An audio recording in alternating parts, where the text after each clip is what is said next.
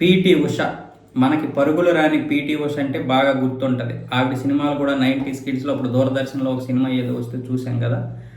ఆ పీటీ ఉష గారి భర్తే ఇప్పుడు శ్రీనివాసన్ గారు అయితే కేరళలోని కోజికోడ్ జిల్లాలో తిక్కోడి పెరుమల్పురం అనే ఒక గ్రామంలో అర్ధరాత్రి 1 గంట సమయంలో ఆయన కుప్పకూలిపోయి మృతి చెందడం జరిగింది. కుటుంబ సభ్యులు వెంటనే ఆసుపత్రికి తీసుకువెళ్లారు, కానీ ఉపయోగం లేకుండా పోయింది. ఆమె పార్లమెంటు సమావేశాల కోసం రాజ్యసభ సభ్యురాలు కదా, అందుకోసం ఢిల్లీలో ఉన్నారు. వెంటనే ఈ విషయం తెలియగానే రాత్రికి రాత్రే ఆమె ఫ్లైట్ ఎక్కి కోజికోడ్ రావడం అయితే జరిగింది. పీటీ ఉషా గారంటే మన దేశానికి చాలా పథకాలు తీసుకొచ్చారు. ఆవిడ 1983 నుంచి 89 వరకు 13 స్వర్ణ పథకాలు తీసుకొచ్చారు పరుగుల్లో. అలాంటి గొప్ప క్రీడాకారిణి ఆవిడ. అయితే సరైనటువంటి గుర్తింపు మొదట్లో రాలేదు, ఆ తర్వాత గుర్తింపు వచ్చింది.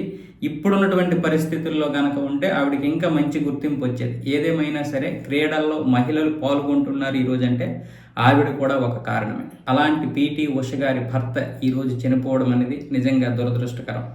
ఏదేమైనా సరే ప్రతిదాన్ని మనం ఆహ్వానించాల్సిందే. కాబట్టి ఆమెకు ప్రగాఢ సానుభూతి తెలుపుతూ శ్రీనివాసన్ గారి యొక్క ఆత్మకు శాంతి చేకూరాలని కోరుకుందాం. అలాగే వీరికి ఒక కొడుకు కూడా ఉన్నారు.